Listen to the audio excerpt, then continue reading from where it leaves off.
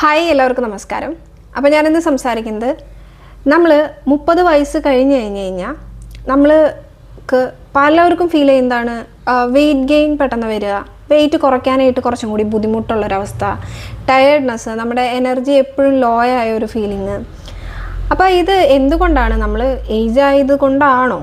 അല്ല, നമ്മുടെ ഡയറ്റിൽ വരുന്ന ചില മിസ്റ്റേക്കുകൾ ഇതിന് കാരണമാകും. അപ്പോൾ എന്തൊക്കെ കാരണങ്ങളെന്ന് നമുക്ക് നോക്കാം.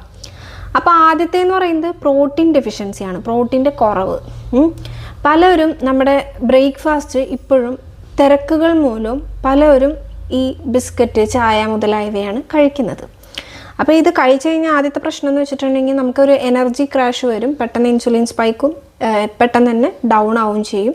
അപ്പോൾ തന്നെ നമുക്കൊരു ടയർഡ്നെസ് ഫീൽ ചെയ്യും. അപ്പോൾ ഈ പ്രോട്ടീൻ കറക്റ്റായിട്ട് നമ്മുടെ ഫുഡിൽ 3 മീൽസിൽ നമ്മൾ ഉൾക്കൊള്ളിച്ചില്ലെങ്കിൽ എന്താ പ്രശ്നം എന്ന് വെച്ചിട്ടുണ്ടെങ്കിൽ നമുക്ക് ഹങ്കർ കൂടും, അതുപോലെ തന്നെ ടയർഡ്നെസ് കൂടും, പിന്നെ നമ്മുടെ ലീൻ മസിൽ മാസിൻ്റെ ലോസും വരും. അത് നമ്മുടെ ഏജ് കൂടുന്തോറും നമ്മുടെ മസിൽ ലോസ് വന്നുകൊണ്ടിരിക്കും, നമ്മൾ കറക്റ്റായിട്ട് പ്രോട്ടീൻ നമ്മുടെ ശരീരത്തിന് കൊടുത്തില്ലെങ്കിൽ. അത് നമ്മൾ ചെയ്യുന്ന ആദ്യത്തെ ഒരു മിസ്റ്റേക്കാണ്. രണ്ടാമത്തെ മിസ്റ്റേക്ക് എന്ന് പറയുന്നത് ക്രാഷ് ഡയറ്റിങ്. അതായത് പലരും ഇന്ന് ധരിച്ചിരിക്കുന്നത് കുറച്ച് ഫുഡ് കഴിച്ചു കഴിഞ്ഞാൽ വെയിറ്റ് ലോസ് ഫാസ്റ്റായിട്ട് എളുപ്പത്തിൽ പെട്ടെന്നാണ് പലരുടെയും ധാരണ. അപ്പോൾ ഇത് നമ്മൾ ലോങ് ടേം, അതായത് കുറേ കാലം ഇങ്ങനെ ഈ കുറച്ച് ഫുഡ് കഴിച്ചു കഴിഞ്ഞാൽ നമുക്ക് ക്രേവിങ്സും കൂടും, ടയർഡ്നെസ്സും കൂടും. അപ്പോൾ ഈ ഡയറ്റിൽ നമുക്ക് സ്റ്റിക്ക് ചെയ്യാനായിട്ട് ബുദ്ധിമുട്ടും വരും, അതുപോലെ തന്നെ വെയിറ്റ് ലോസും ഡിഫിക്കൽട്ടാവും. മൂന്നാമത്തെ ഒരു മിസ്റ്റേക്ക് എന്ന് പറയുന്നത് നമ്മുടെ സ്ലീപ്പ് പ്രോപ്പർ ആകാതിരിക്കുന്ന ഒരവസ്ഥ.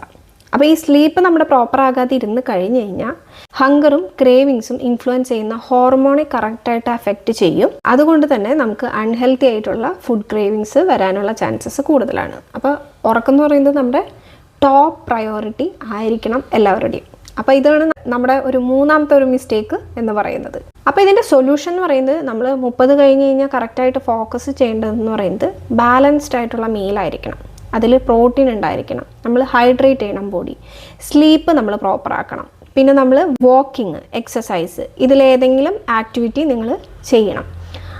ഇത് ഏറ്റവും ഇമ്പോർട്ടൻ്റ് എന്ന് പറയുന്നത് കൺസിസ്റ്റൻസിയാണ് ഏറ്റവും ഇമ്പോർട്ടൻ്റ് ആയിട്ടുള്ള കീ എന്ന് പറയുന്നത്. 30 കഴിഞ്ഞ് കഴിഞ്ഞാൽ നമുക്കൊരു സ്ട്രാറ്റജിയാണ് വേണ്ടത്, അല്ലാണ്ട് സ്റ്റാർവേഷൻ അല്ല നമുക്ക് വേണ്ടത്. കറക്റ്റായിട്ട് പറഞ്ഞു കഴിഞ്ഞാൽ നമുക്ക് ഈ റാൻഡം ഡയറ്റ് പ്ലാൻ ഫോളോ ചെയ്തിട്ട് നിങ്ങൾക്ക് റിസൾട്ട് ഇല്ലെങ്കിൽ നിങ്ങൾ പേഴ്സണലൈസ്ഡ് ആയിട്ടുള്ള ഡയറ്റ് നിങ്ങൾക്ക് ഫോളോ ചെയ്യാവുന്നതാണ്.